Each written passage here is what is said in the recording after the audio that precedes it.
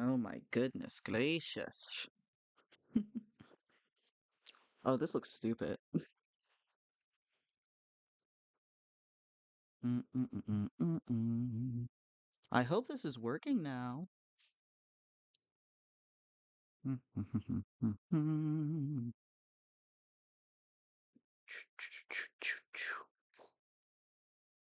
Twitch.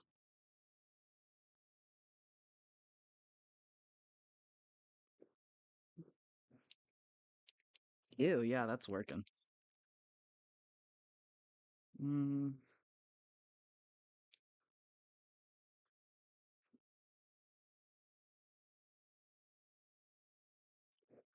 all right.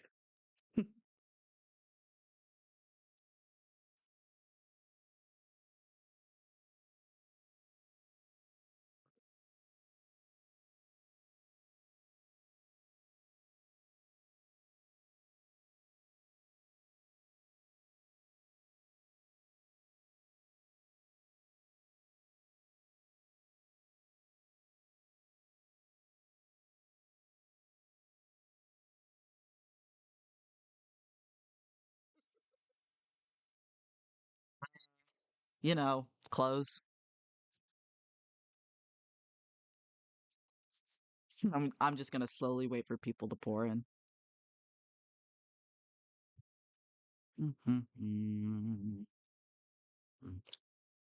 Oh, that was quick. Jeez, why are there so many of you? Yeah, so kigurumis are pretty normal in uh nerd culture. This one is pretty cool. I can stick pencils into the mouth if I want it to.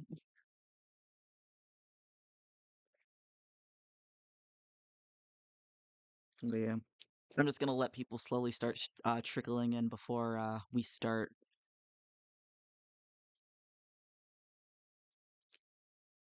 And by the way, if y'all are present, just so I know that everyone can hear me and that everyone is here in actuality, and it's not just Twitch playing a trick on me, make some noise in the chat so I don't go insane. Oh, that's weird. When was it followers only? I hate Twitch. Oh my God. Okay, everyone's popping in now. Everyone's popping in now. This is so funny. There was a when did when did Twitch do a followers only thing for me? I do not remember that. All right.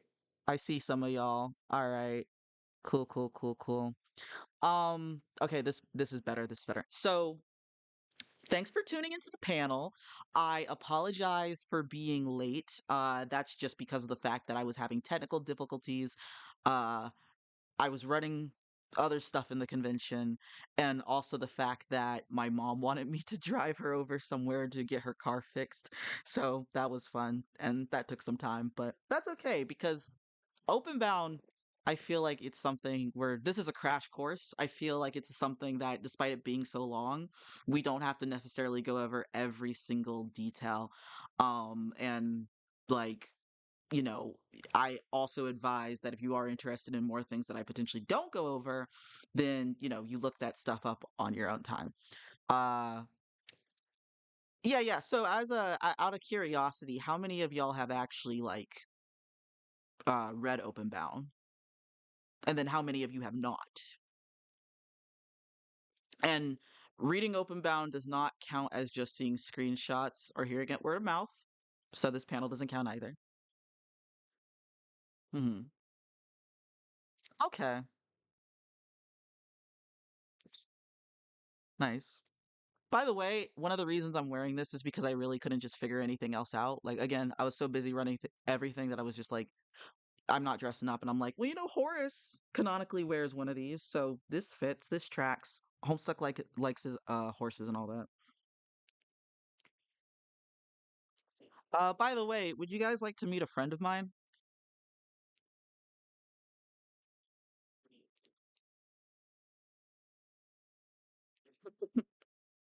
All right. So this is Krona. This is my roommate. I made him. months and months and months ago. I totally forgot that he was even behind me. I was like, oh boy, this is gonna be a reveal. Now, look, I can explain. I can explain. Okay. So I made this design like 3 years ago, maybe four, and I only now had just like actually within the last week, a year, like printed this. No, I don't want to be in the electric chair. Look, I didn't look. When you think about it, body pillows are basically just two-dimensional plushies that you can own and have as on your comforter. It's fine. It's fine. Okay, so funny enough, before when For Fans by Fans existed, uh I don't remember. It was around that time or either before that time that I it actually might have been a little bit afterwards because I was like, I didn't have time to make this design when it was doing its thing, but I was like, I really want this. So I just made it myself. So I don't know. If there are any weirdos out here that want this, then maybe there's a chance that I could, I don't know, put it on some kind of existing store in the future. I don't know. But I gotta live by my brand of cringe. So now enough about this guy. He's gonna stay there, by the way. Um, Let me get this. All right. So, y'all are here because of the fact that you want to know about Openbound. And that's pretty admirable of you. Gonna move over here a little bit. So, Openbound. Openbound, which it goes by a couple of names and all that. There's Meenah Quest, depending on if you're looking, for example, the text variation of this up. The other name is, I believe, Act 6 Intermission 3. Clearly this takes place a long while into Homestuck. And while it's kind of funny because dance sisters, I would say, are pretty well known, infamously or famously. And even though they're known in fanon, like everyone knows who fucking Cronus is. Like, despite that, people don't really. They a lot of people have not actually read Openbound, or watched Openbound, however you want to say it. It's called Openbound because it's a play off of Homestuck, because home stuck, when you're open, you're bounding, blah blah blah blah blah. And fun fact, like Homestuck basically is a parallel to Earthbound, so it all kind of wraps itself together.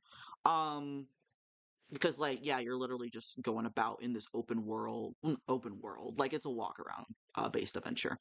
But basically, a lot of people like the Dancestors, even though some people would say that they're pretty unliked. Like the thing is open bound. It's open bound, and what how the characters are presented in that. But I'll get to that.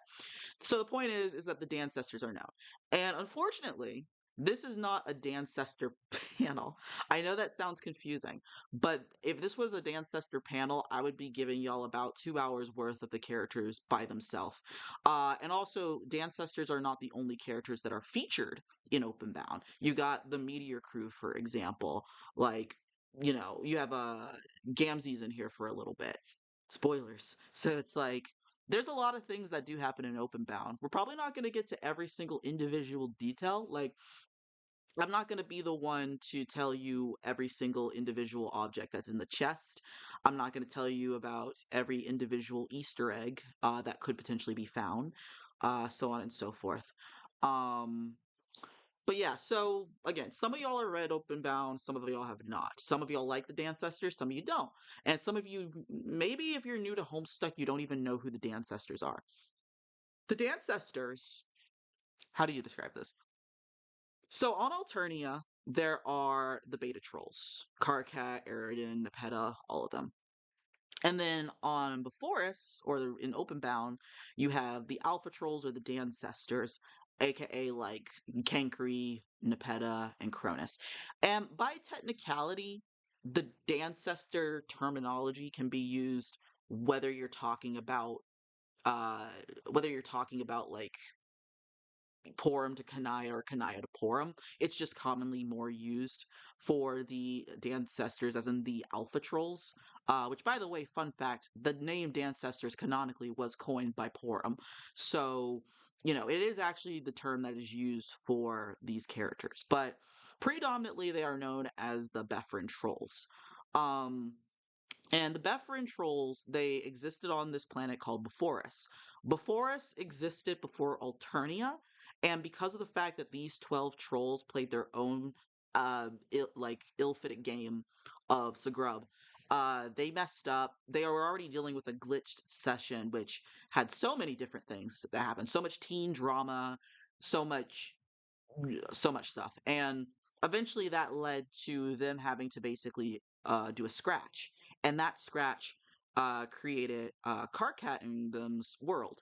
And whereas it's implied, obviously, that the Dancestors who came first, their ancestors would be like an older Karkat or an older Fefri. Because they came first and then did the scratch, when Alternia was made, the roles kind of got flipped. And so instead of Kankri being the descendant and Karkat being the ancestor, it is now that Karkat is the descendant and Kankri is the ancestor. So basically think of like, how the humans have it with like the whole like guardian swap and all that. Um they spend 2 years in their session. They spend 6 years, I believe, in their session because they spend three sweeps, which is too long. Um, Actually, wait. So I think I might have slipped that up. So they started their session when they were 13 years old, just like the trolls. However, by the time that they died and they failed, they were all around the age of 19. So doing that math, um, yeah, it's just about 6 years, which is about the equivalent of three sweeps. Sweeps are kind of like this weird math thing. Uh, yeah, 6 years. So okay, yeah, 6 years. S Sweeps and like whether or not you add a number to it, it gets a little confusing. But basically, they're all the equivalent of 19 years old. So they spent way too long in their session. It was a lot of bickering. They weren't ready for the game, probably because they came from a planet that was like ill-fitted for their more passive way. Well, not passive. Before Us has different problems, but not as violent, not as ready to fight. And so it just took way longer. But then eventually, things happened with the drama after about those 6 years. And then Meenah was like, hey, we're gonna do the scratch. It's going to basically erase everything, including us. So I'm gonna use this bomb that looks like a tumor, the tumor, I should say, and I'm going to explode us. And then, it doesn't capture them in that wave of the universe changing. And so that means that even though they die, they aren't erased from existence. And that's why they're able to survive in this kind of NPC afterlife known as the dream bubbles, which is where Openbound takes place. Dream bubbles have been used before in the comic, but this is where we get more of a expansive look on it. And they at that point are dead. They've been dead for ages and ages and ages. They've been dead since I can only assume that the time, and it could have been just kind of that millennia where time passes by uh so long that it doesn't really matter. It could also just be where things don't line up because time and space do not matter in the furthest ring or the dream bubbles. But the point is that they've lived for a long time. Their personalities and how they basically died are kind of baked in, which works because Openbound, with its association with the dream bubbles, if these characters are basically trapped in dreams the entire time, then that means that dreams consist of memories. So basically, more or less, the reason that they almost feel stagnant and like they haven't grown up is because they can't. They basically came from a session where they dealt with each other's petty bullshit for so long and were not able to experience those very crucial parts of teenagehood where things like morals and ethics and empathy build in. And they had to deal with things like Mina bullying people and having to just have no kind of like supervision. Not that before supervision was good, but. So that happens, and the way that this basically all starts in terms of the introduction to Openbound, um, basically Meenah enters. For some reason, it is I don't think it's ever really explained, but Meenah comes later, after everyone else. I can't really figure out some kind of off the top of my head theory I can make about that, but she's the one that sets off the bomb, and she basically is the first. I believe she is the first Dancester that's introduced, and let's see.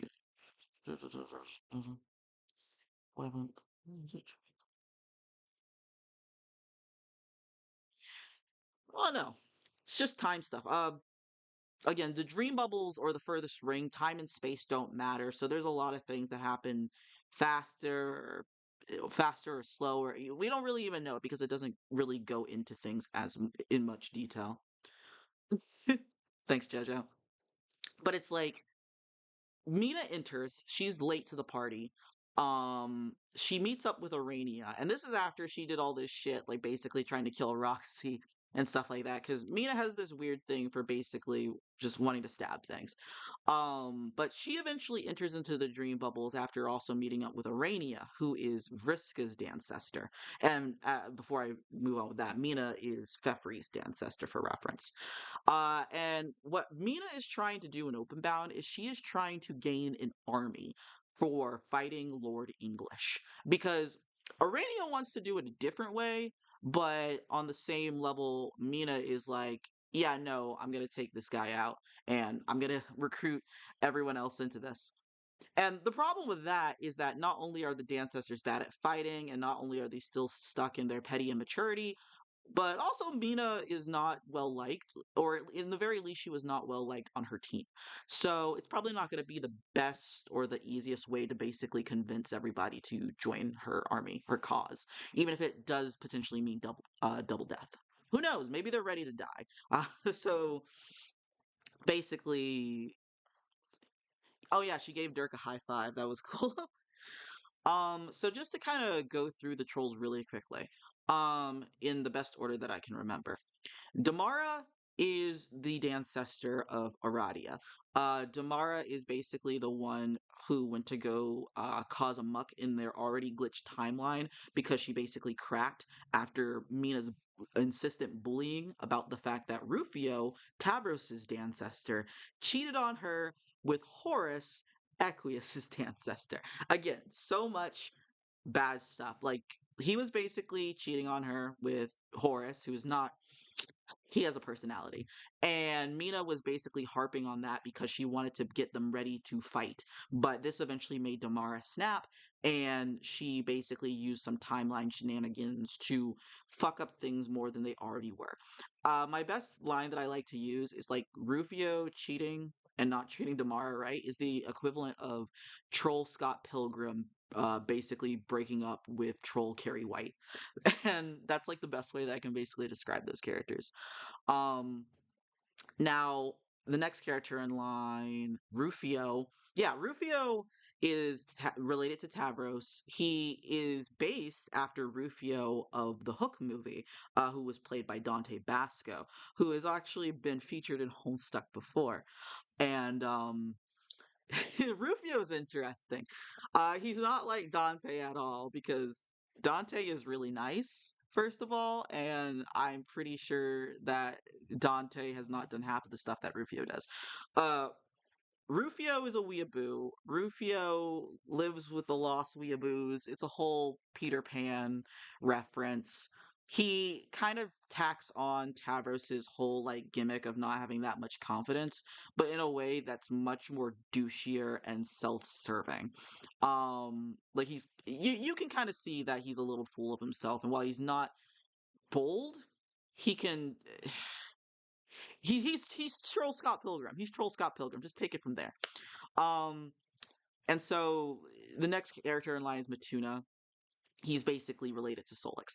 By the way, because I know the fact that we don't have all the time in the world and I had to start late, we are going to go a little bit over time, but I'm not going to try and overstep it too much, just so y'all know.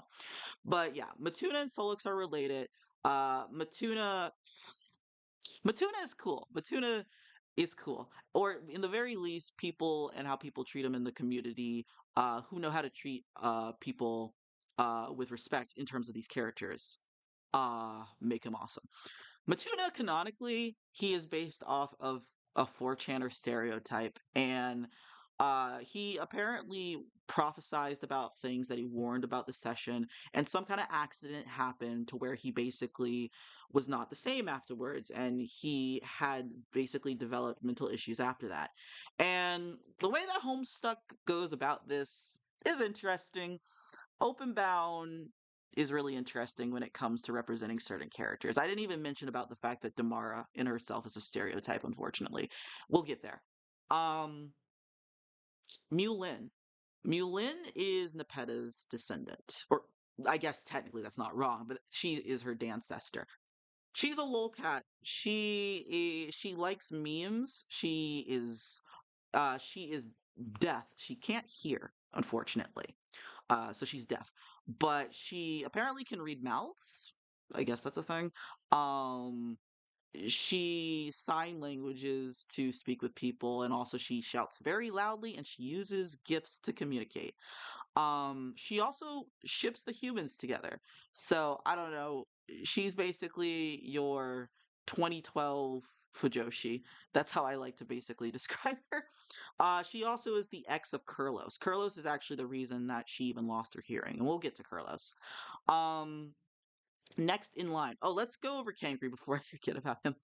Kankri is related to Karkat. He's a candy red. He is a mutant, as they call it, on Beforest, which means that he was probably in relation to like the culling system, which is more so about coddling because Beforest is based after the ideals of what Fefri wanted. If y'all remember in Fefri's introduction in Alternia, it said that she basically wanted to change the definition of culling, and it shows this example of her having these cuttlefish and these sea creatures in cages, which means that while Fefri is maybe trying to be good-hearted, she kind of has her ideals in mind because the answer to what can I do about this murderous society is not let's change the word murder to babying and coddling and infantizing essentially people below us because I still can't see them taking care of themselves.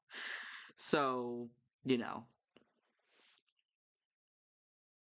yeah, they're all dead. They're all dead. They all blew up because of the bomb. They're all ghosts. So basically, yeah, she's doing her thing, and she's there, and she can be funny. She can be funny. Apparently Mina tried to kill her at least once during the session, Mulin. Next, and then for Kankri specifically, Kankri didn't try and kill anybody, but he definitely did talk everybody's ear off. Kankri is the social justice warrior trope, or basically the interpretation of what people in 2012 thought that social justice was about. And I don't necessarily know if this panel is going to be going over the complications, like in thorough detail about Openbound, because A, time, and B, it's just a lot because basically Openbound itself is kind of outdated, so I don't blame anyone technically who doesn't read it because I remember I tried to do a project where we basically took the script from Openbound, and I canceled that project because I realized that there was just a lot of things that I did not want to repeat that was in that script. Kankri makes terms like cerulean savior and like blue blood's burden or whatever like canonical terms. Um, they're very, yeah, especially since Porum, who we will be talking about later, is also into social justice, but she's the hot female, and she specifically talks about feminism and not specific other things such as anything that can go into uh different like non-binary genders and racism and stuff like that that unfortunately Kankri is kind of a butt of a joke for, but details. Um, so next on the line is Latula? Yeah, Latula. And no, not Latula. Porum. That's so funny. Um Porum, like I said, she's hot. Like that's basically what Hussey says. And by the way, in Openbound, Hussey is there. He pops in like a couple of times. But Porum is supposed to be the hot feminist. She is related to Kanaya. She is also a rainbow drinker. and she is basically one of the more mature trolls, though it doesn't mean that she doesn't have her own issues. So I'm trying to remember all these guys on my head, by the way, because I don't have anything actually pulled out in front of me. Next is Latula. She is related to Terezi. She's a cool radical gamer girl. She is dating Matuna, and they seem really happy together. She can't smell. Again, one of the unfortunate other times in which disability has not necessarily been treated well in Homestuck, because it's kind of made as the butt of a joke that Carcat, for example, does not he doesn't think that not being able to smell is a real disability. I'm sure that Hussey does not have the same opinions as well, due to the fact that his self insert says that as well. I'm willing to bet he doesn't have that belief now, and if he did have it before, I could even say on a good faith perspective, maybe it's just his self insert being very exaggerated because all the ghosts are exaggerated stereotypes or personalities. But but yeah, she's basically the rad cool gamer girl. Um, there's Arania. She is Vriska's ancestor. Arania is the most important ancestor because she does the most influence in the comic.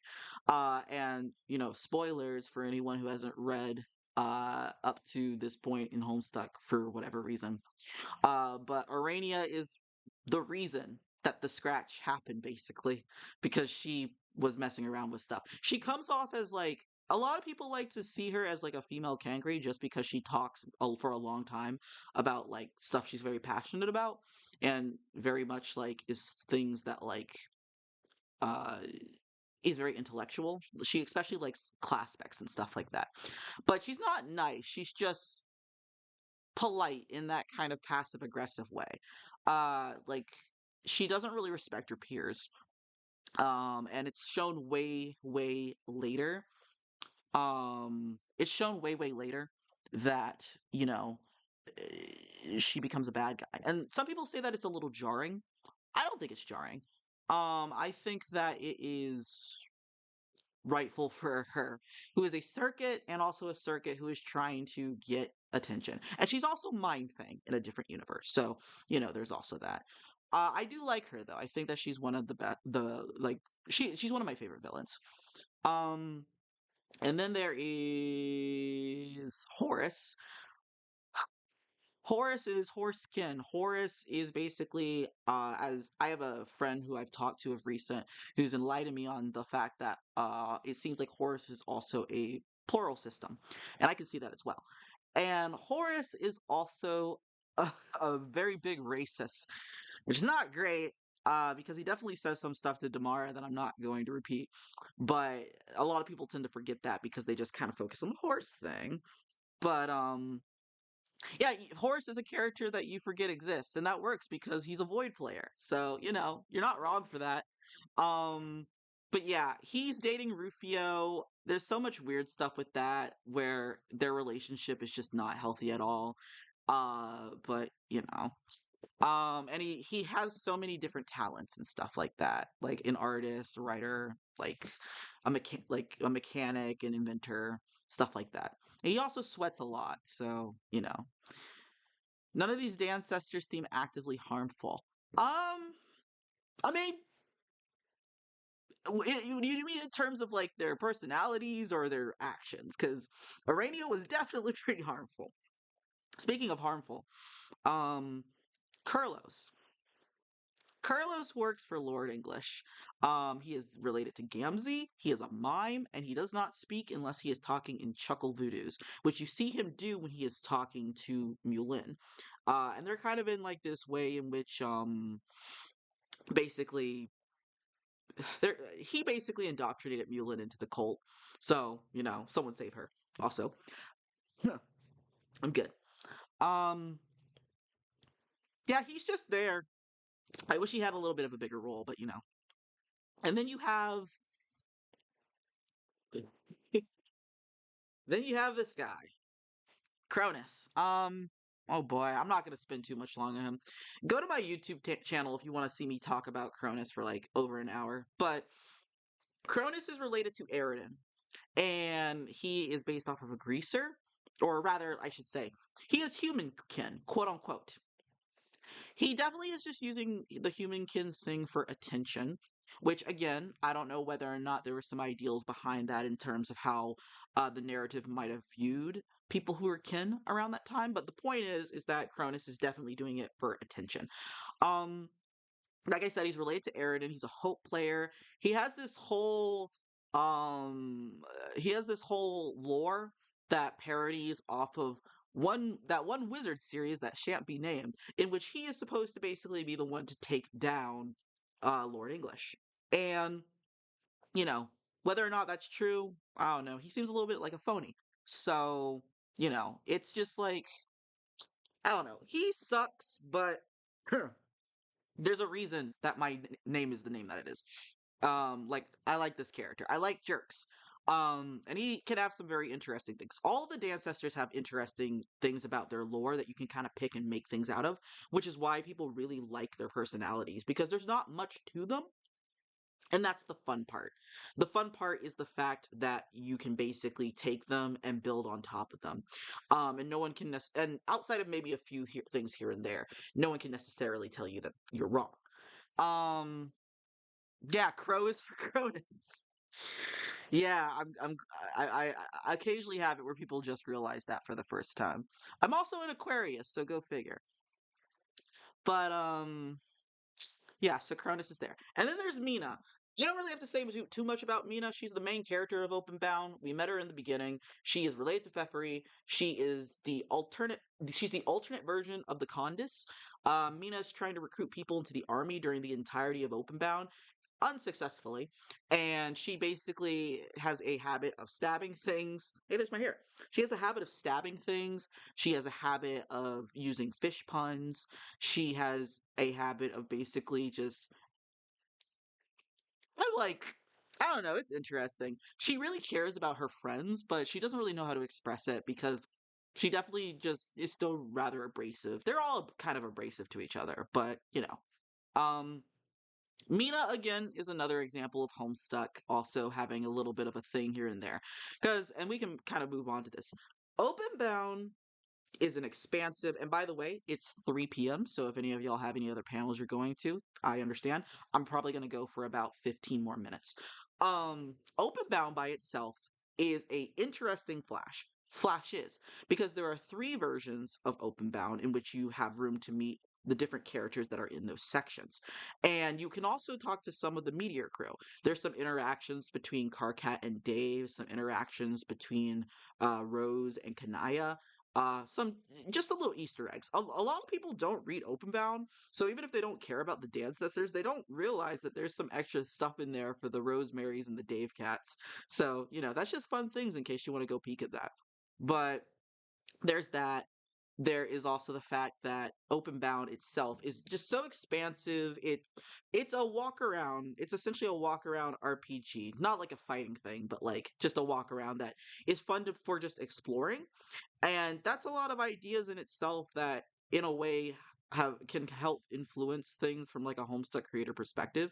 So it is very admirable that it took that route. It is very admirable to write a bunch of characters because even though the Dancestors don't really add anything and Openbound is filler, I don't really think that filler is always a bad thing. It's always how that filler is done.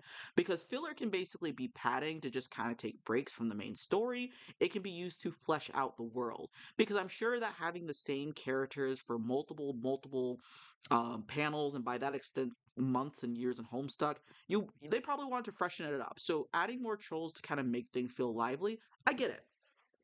The other thing about Openbound, though, is that unfortunately it is infamously one of Homestuck's moments. Because again, I did talk about it before. Um, there's a lot of stereotypes in this. There's a lot of outdated humor that makes fun of, uh, the little guys and all that. A lot of ableism, a lot of like sketchy stuff. Some of these characters should not be flirting with certain characters. And maybe I'm talking about Dancestors, maybe I'm talking about other things that involve Hussy hiding in a bush, but It's just stuff that happens. Oh yeah, the racism. I forgot about the racism. There's Damara. People obviously know about the fact that Damara is unfortunately a stereotype of Japanese people. And from what I've heard from people, her attire is also more reflective of a Chinese one and not actually Japanese. So it's just a lot of stuff here and there where basically her speech was used in Google Translate and she makes a lot of provocative jokes, which sucks because of the fact that her lore is rather important to the backbone of the Dancestors. But unfortunately, maybe in another lifetime, she'll be written like differently. Yeah, no. As far as I know, Damara speaks in Japanese. If you put in her speech in Google Translate, it translates to what she's saying, and it's usually broken English that it's just not good. Yeah, all of the women who have to submit to Doc Scratch are POC coded, or just Lord English in total. Um, Basically all the characters are in total are POC. And not just women if you count Gamzee, but we'll get there in a different panel. Um, but yeah, like oh yeah, Meenah is also obviously clearly supposed to be taking stuff from like black culture. She speaks in a white person's interpretation of AAVE. So, yeah. There's also unfortunately some other factors that kind of play into it, which whether or not it was intentional, it's just kind of things that you always have to look out for when you're writing characters like this because being black coded and being the thief of life, not the move I would have made, but I'm not writing Homestuck. Um, and of course I think about this stuff because of the fact that I have melanin, but it is what it is. There's also Kurlos, who is based off of a witch doctor trope. Um, and that goes into the extent of Gamzee and stuff like that because I'm not gonna get into Gamzee and like all of like the charge stuff there because with the extent of Gamzee and with the fact that Kurlos is the stereotypical interpretation that we see in a lot of media when it comes to this kind of culture with black people, it does suck to see. It does suck to see, and it also sucks to see when these characters are consistently put in a villainous role. Like Meenah is put in a aggressive and sometimes villainous role, especially as the Condis, Kurlos as well, Damara. Like, not a good look, but Um, but aside from that, the one thing that also Openbound has for it is that when it's not being offensive, it can be funny and it can be quirky and it can actually give you some interesting bits and pieces that either have to do with lore, if you want to look around for treasure chests and find different objects that are in them to either tell you teeny weeny things about either troll culture, be it before us or maybe a little bit of Alternia, or even some of the stuff that you might find that are related to the humans. Um, there's just neat stuff that you can find in there that is good. And sometimes when the characters bicker with each other, it is funny. Like Meenah finds herself bickering with a lot of characters. I know, for example, I'm thinking about when she's talking to Mulin specifically, and Mulin is just too much for her. She's a little cringe. And that's the point, unfortunately. um oh yeah, Mina and Cronus are assholes, and that's why they're funny. Um Now speaking of, so let's actually talk about some of the stuff that more so happens in Openbound. And I know that you guys have been basically looking about what's going on in the background over here, which by the way, let me fiddle with that for a second. Okay, it definitely is closer to the end. I'm using a video. We're gonna go in reverse so this doesn't randomly stop. But yeah, so basically in terms of the things that happen with Openbound, in terms of the actual details. So, Openbound has it where you start off as Meenah. You basically go down her castle.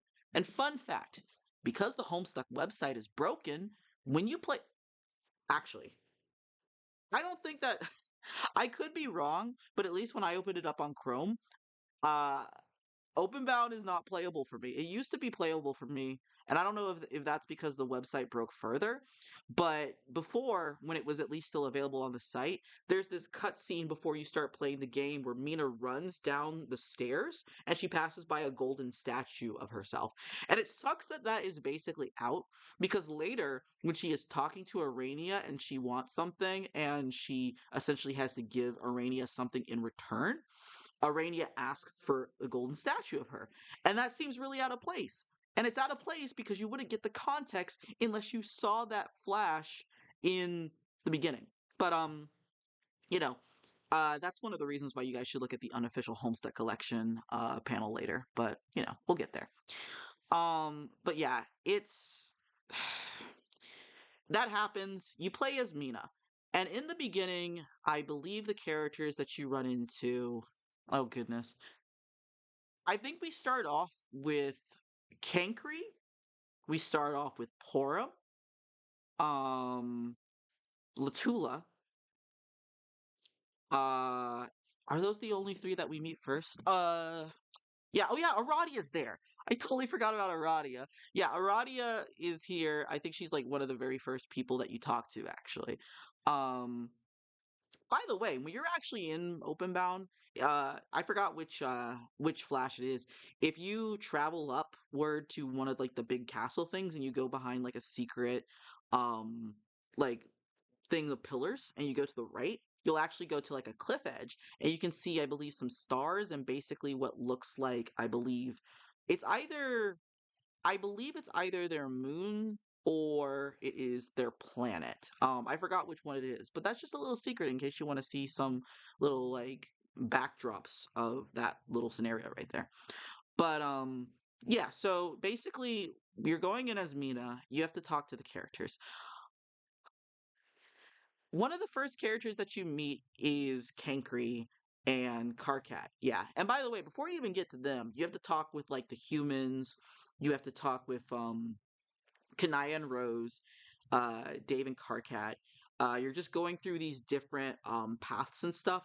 And the dream bubbles are a mix of everyone's memory. So you're going to be getting a lot of different environments that are mixed in with each other. And so yeah, you see Dave, Rose, Kanaya, and you basically talk with them. And eventually, when you talk with them, you get to know some stuff. Meenah mentions about the fact that Rose and Kanaya are kind of like, a thing with each other. It's cute. Um, Dave talks a lot. I don't think Dave likes Meenah. It was really jarring, but Dave is kind of abrasive toward her, and it's kind of funny.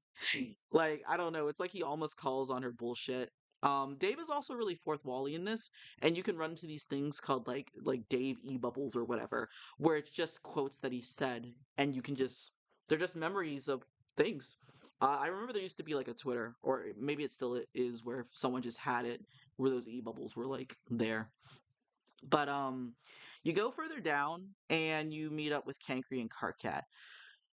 Oh goodness. Kankri and Karkat. Kankri basically finds someone that he sees as a protege. He wants to basically use his intellectual way of speaking and talking about righteous things to basically have Karkat as someone who listens to him. Kind of like how Signless had followers, but like in a much more pretentious and self-absorbed way. Um, and you also talk to people like Porum, who, again, she's much more mature and stuff, and she's quicker to call Kankri out on his bullshit. Also, yeah, Openbound is basically a big Tumblr commentary. I would say it's also a mix of also things like, I mean, it touches 4chan, which Matuna is definitely a part of. So I would say it would be also some general internet personalities as well. But it is basically a riff on Tumblr because that's kind of what happens when the narrative, which isn't necessarily the demographic that it's trying to write about, kind of parodies and makes light of those demographics. Because, yeah, these kind of people do exist. I know cankries, but not every person who talks about social justice is a cankry. So, you always have to be careful with that kind of stuff. But, yeah, so Porum and Kankri, some of the stuff that happens in this flash, Porum and Kankri bicker with one another. It's it's like such a disruptive juxtaposition between the care between the Silas and Dolorosa, because of course Dolorosa was the Silas's mom, and Horm gets a little coddling with Kankri, and he lashes out sometimes, which like is understandable up until the point in which he's like really he's a little misogynistic. And you can make the argument that because trolls are in a matriarchy, it's kind of here and there on how much of it really matters and whether or not Porum is the equivalent of like a Minimus. But I think that there's much more nuance into how Alternia plays, or Alternia and Beforest play with that in regards to the matriarchy, and also how Jade Bloods are treated. Because just because you are ruled by a woman does not mean that that woman cannot cause misogyny on other women. So, you know. But you have that. You have Latula and Porum, who they got something going on. They got something going on. And Latula has she has insecurities and stuff, despite the fact that she's a rad girl and she likes to do kick flips on her skateboard and stuff. She actually takes medication, so I feel that. And Porum, is not necessarily a big fan of how much that Latula likes to amplify her like, oh, girls rule, boys drool kind of thing. Uh, it's an interesting conversation about how those views go. Um, Kankri, Kankri really, really likes Latula. And later down the line, Cardcat critiques about Kankri being a loser, and kind of, in a way, almost parallels how pushy he can kind of be with Terezi. But with this, Kankri and Latula, Kankri basically has a weird crush on her, where he's basically like a simp, slightly a white knight, etc. Kind of distasteful with some of the things he'll say in a way that he thinks is being helpful. And then he like really he's kind of a stalker. He kind of feels stalkery. Definitely stares a little bit too long at her, which she definitely is uncomfortable about, as anyone would. He's a little weirdo. But yeah, there's that. Um Meenah's relationship with everybody seems decent. She doesn't like that Kankri talks so much. Porum and her are kind of like, eh. And then Latula and her, I mean, she's kind of decent with Latula. Probably finds just a little obnoxious, but for the most part, they're all right. She can't get any of them into her crew though, in terms of the Ghost Army, because it's just not within the cards. Um, so yeah. Other things that also happen around that point. Well, yeah, you get to talk to Arania about the trolls that you just met, and she gives you these little blurbs and stuff. And so when you talk to her, she specifically talks about them as their class specs. So she'll refer to Kankri first as the Seer of Blood, or she'll mention Porum. Um, oh God, Porum. What is Porum again? She's a something of space. Um, I should know this. It's not. It's not a sylph. It's not a sylph. I'm waiting for the comments to basically tell me. Maid. She's a maid. Got it. Got it. Got it. See, I know a lot about Openbound. The thing is that I definitely was not. I definitely only had so much time to do my research. Okay, I had to check that. Um, So yeah, she talks about it like that. It's actually very intellectual for knowing some certain things about their lore that you can kind of pick and choose, and also just some things about how they are in terms of personality. Um, whether or not some of it is true from Arania's perspective is to be decided, because Arania is not a reliable narrator. Kind of like how Mindfang was not a reliable narrator. So there's only so much that she knows about her friends. Um, so next one basically is where we get to, oh boy. This one has Kurlos, it has Mulin, it has Matuna, and it has Cronus. And Kankri pops in. Um, and that's really funny because of the fact that, like, it's really funny because of the fact that just Matuna, Matuna only, Matuna does not interact with Kurlos. despite the fact that he and Carlos are Moirels. And there's this whole situation where Cronus is actually scared of Carlos, which relates to the whole like Grand High Blood and Dual Scar with the fact that Dual Scar was killed by the Grand High Blood. But at the same time, they don't interact. I feel like there's some missed opportunities in Openbound where certain characters with certain dynamics could have had some very interesting or even funny conversations. Like Cronus is a fucking incel, and Porum is a feminist. I really would have wanted to see how that fight would have basically turned out. That's just me. Um, so yeah, um, you basically talk to them, and we're gonna talk about Cronus first. Cronus is a flirtatious douche. He talks about himself way too much. He tries to basically promote his music to Meenah. His music basically ripping off titles from a bunch of existing Homestuck songs. Um, and Mina is basically like, I need you to stop flirting with me. I want this conversation to stop. I just need to know whether or not you'll join my army. No? Okay, cool. Bye. And it goes on for a while. He sucks. He sucks. And I like him, but he sucks. Um, eventually, and the fun fact about Cronus, there's an Easter egg where when you're walking around as him, you can actually encounter Hussey in some bushes. And when you do, he offers to date you as Cronus. And Cronus is like, all right, I'm not entirely sure about this, but okay. I think it's something when even Cronus is basically hesitant to go on a date with self insert Andrew Hussey. But I digress. You date him for about 10 seconds, and then he says that he only dated you to get to your Seahorse Dad. And then he rides away with Seahorse Dad. And Seahorse Dad, I think, is seen in a later panel. I think it might have been like an intermission or some side thing that was going on, but he basically uses Cronus to get to his dad. So I don't know. Fun shenanigans with that Easter egg.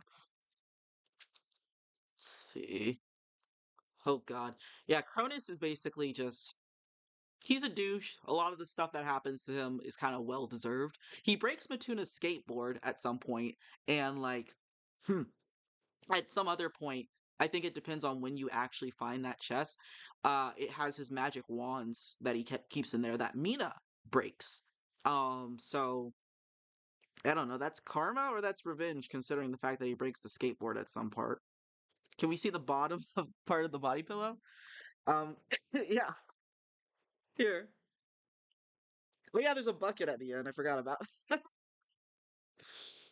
Yeah, I put some detail into that. This is a sticky note, by the way, that says "Call me an Alternian." No, of course he has can't pants. I would not put him with no pants on my Twitch stream. I don't want to get banned. Does Shrek see? Well, does Cronus see Shrek as a father figure like Eridan? Um, probably not. Probably not. Probably not. Probably not. I mean, at least it looks as if Cronus at least was still related, had relations with his dad until Hussey stole him. So it's like, I guess Cronus is just now he's an orphan. The orphaner became the orphan. But anyways, who's pre-scratch Shrek? Um, the live action Cat in the Hat. Um, so basically, after that point, as Mina, you can go around and you can talk to Matuna.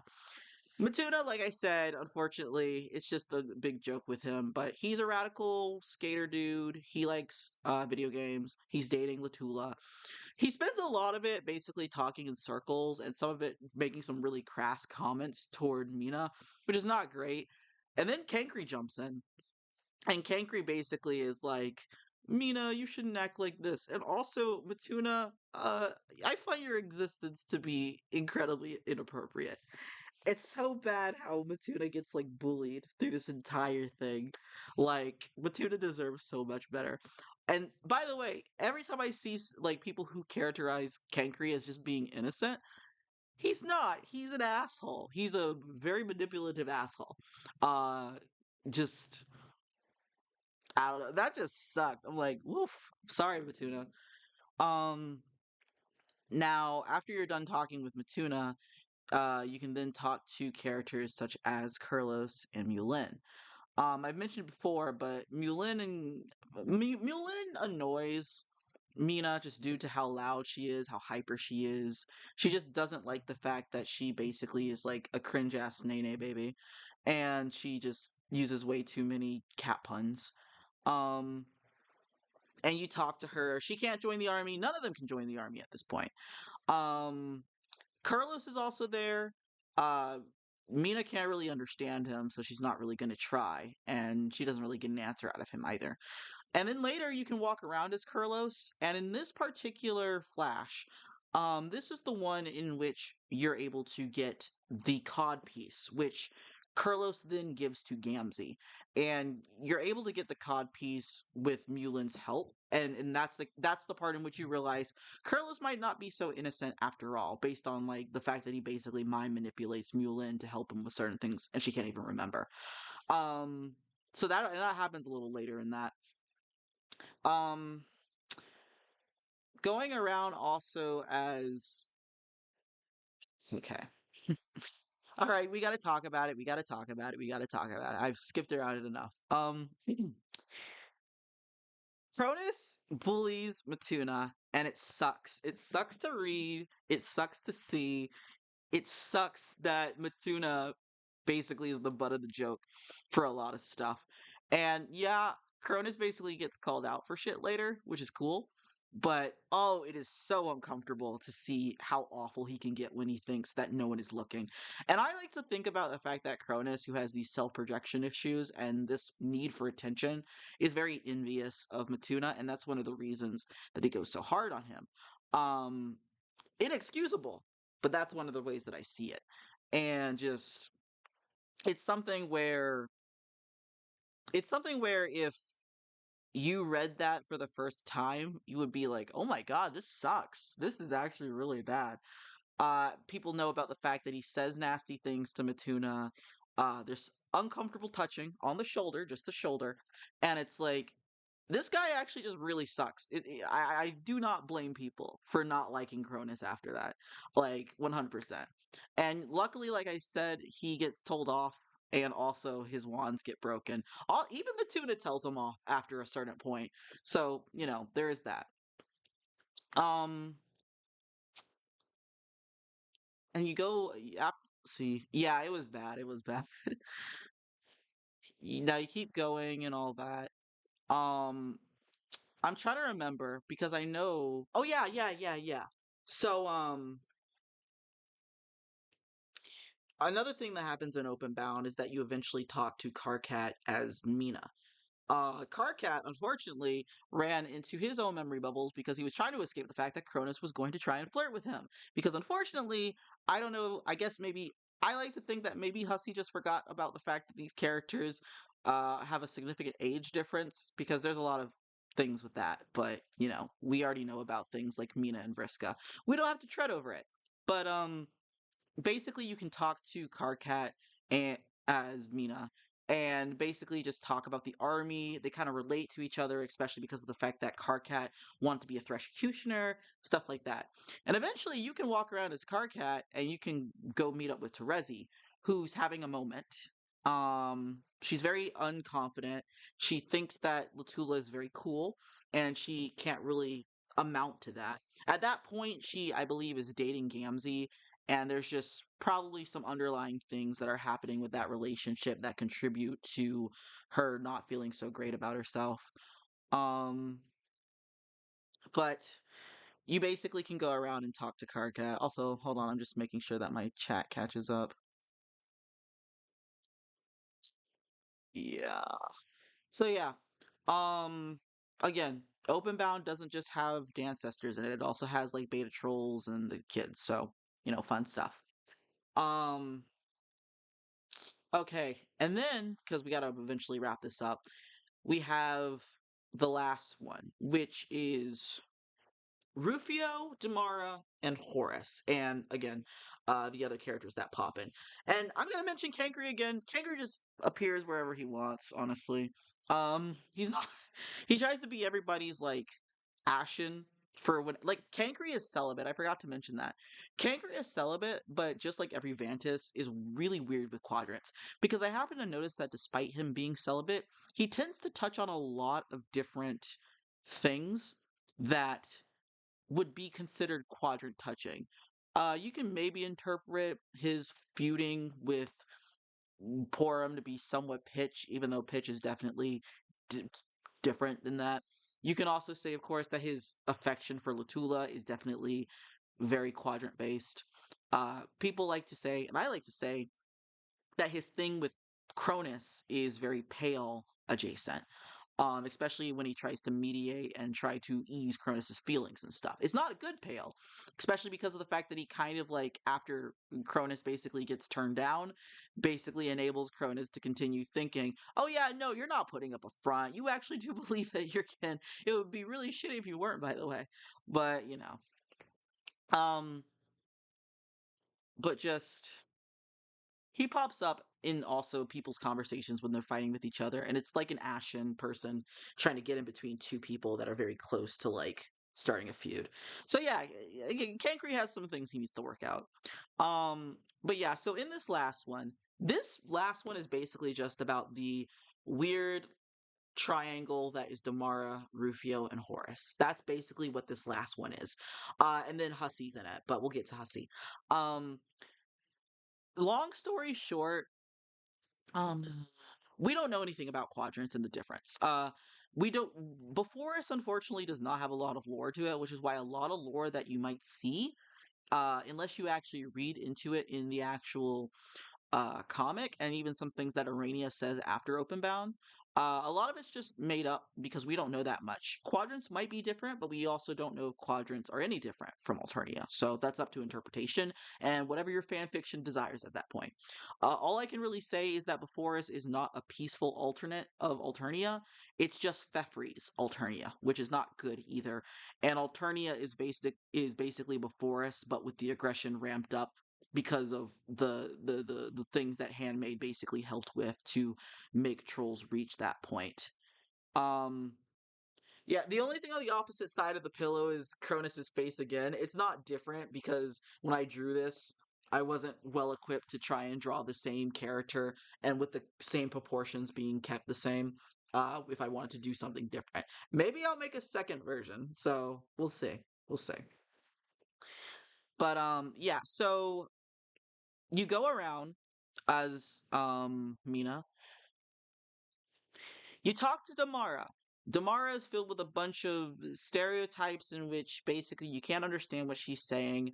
You can't get whether or not she god tiered and whether or not she wants to join the army, which it doesn't seem like she wants to. I think that Damara god tiered, but that's just me.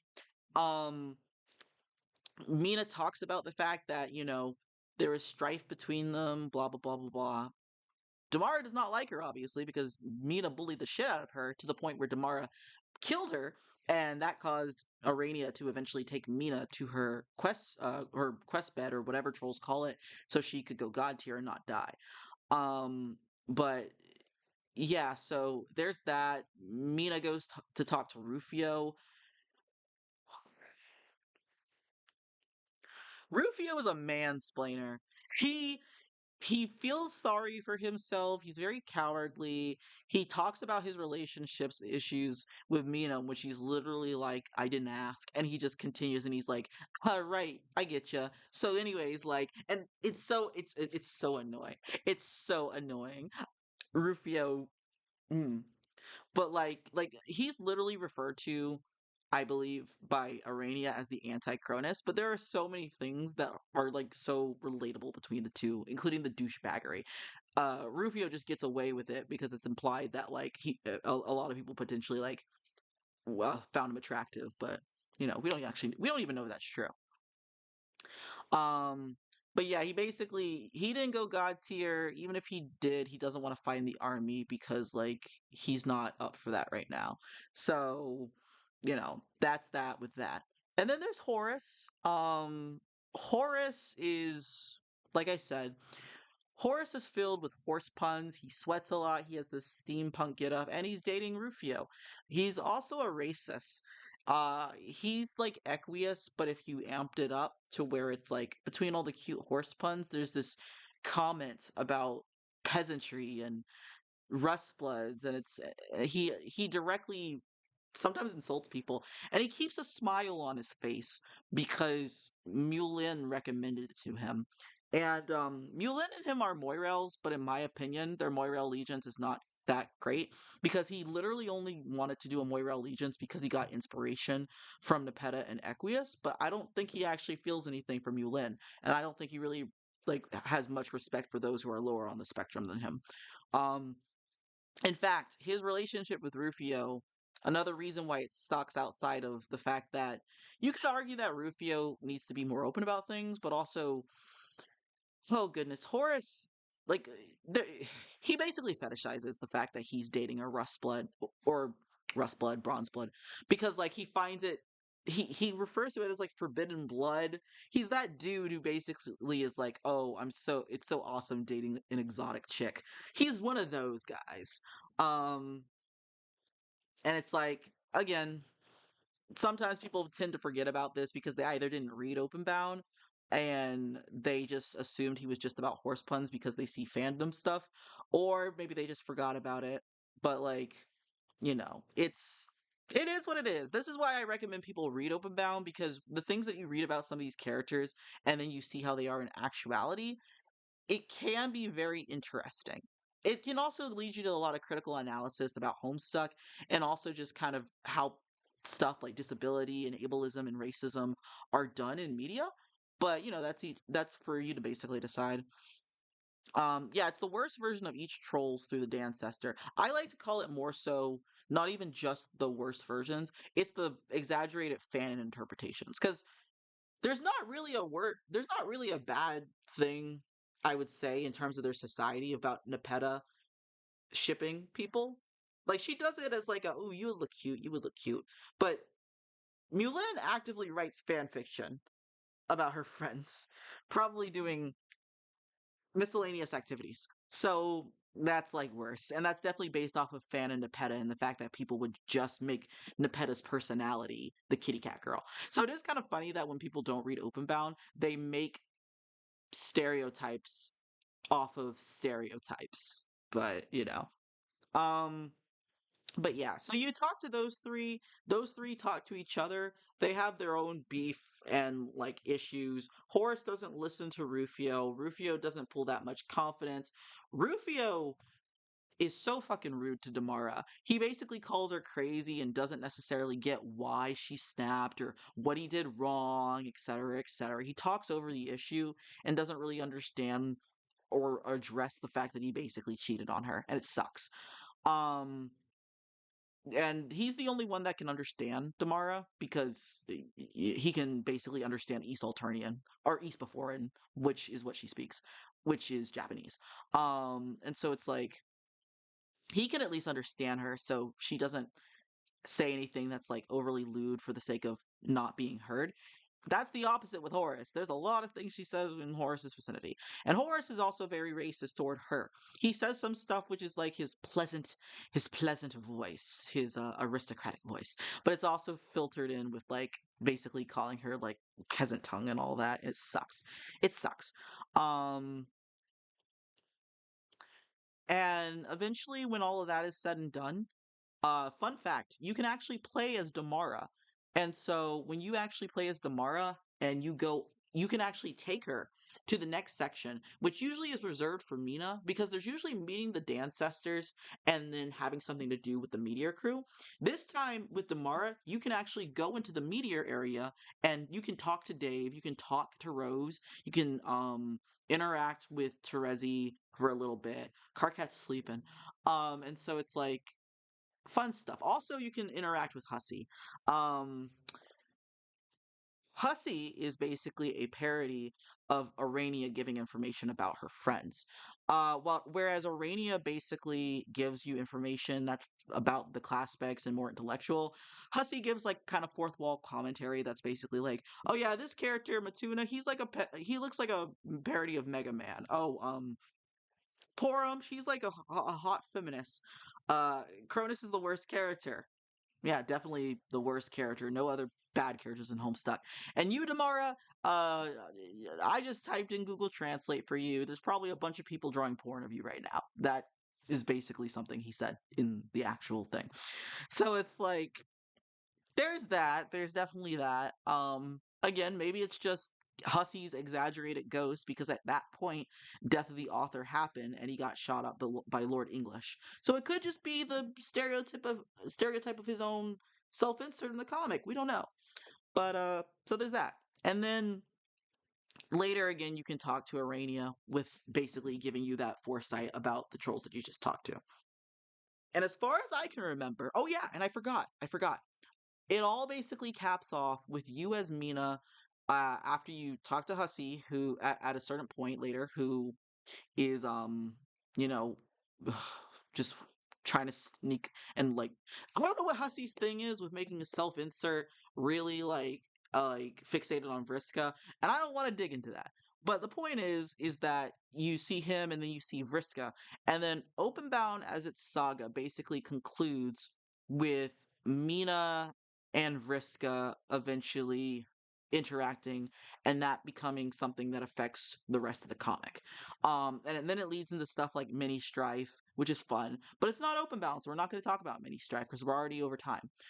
Yeah, feature length presentation. I definitely went over time, but that's okay because I'm almost basically done. So that's open bound. Just TLDR, it is the Flash that is infamous in Homestuck because it's very long. It has a lot of inflammatory stuff in it, but also has characters in it that a lot of people stick to just because of the fact that there's so little on them that it's surface level and it's fun to make ideas for them, or it's because of the fact that there's things about the lore that you can potentially dig into and things that you maybe even want to fix about them to be like a what if. Because the Mara, for example, is really interesting. And if you take away the stereotypes, you can make a really interesting character out of that. I know people who have made multiple fan fictions and stuff about how their session went, stuff like that. Um but yeah, having all of them be assholes can be exhausting. But sometimes personally, if you don't want to read Openbound by yourself, that's fine. I would personally read it with a friend. Reading it with people makes it way funnier. And by way funnier, I mean more tolerable. But yeah, so do y'all have any questions specifically that you would like to ask? Because I think I'll give this panel about 5 more minutes before we cap it because, I went over time, but it's okay because everyone else's panels are currently being advertised right now. Let me scroll. There's still so many of you in here, damn.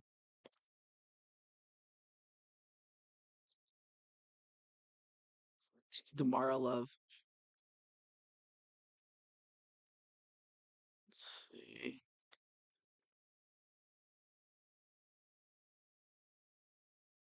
I might not have seen that person's take on Openbound. Or I probably have. There's a chance. I've read a lot of things. It's probably just that I can't recognize names of people. An extra hour where I just talk about Cronus. No, if you go to my YouTube, there is literally an hour and a half where I talk with my friend Banana Below about Cronus. I also have like a thing where I talk about Cronus on JoJo's channel. So two different videos in total where I talk about Cronus for 2 hours. Oh, thank you. I'm glad that you found it fun. Hmm. I'm very hot, by the way. This, again, I wore this because I didn't have anything else to wear, and Horace wears this, but I really, this is a really hot thing to basically wear. By the way, do you guys like my thing that I set up for this? This is a green, this is like a green board, like a green, it's like this. Oh, hi, Sans. I didn't see you here. It's like a poster board. Oh, this is weird. All right.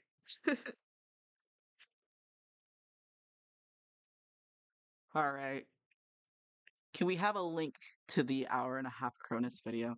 Um, you know what? Yeah, I'll just put that in the chat really quickly. If y'all have any other questions, probably you can just You can ask me either in the chat or DM if you want to. But yeah, if you want to read Openbound, I would highly recommend it because of the fact that it's just something that you can build your own ideas off of or just have a conversation about. And again, if you want to read it and you don't, or you want to play it specifically and you don't want to watch a YouTube version, look at the unofficial collection because that's where that stuff is kind of seen. Also, I'm just gonna basically link my YouTube. Boop boop boop boop.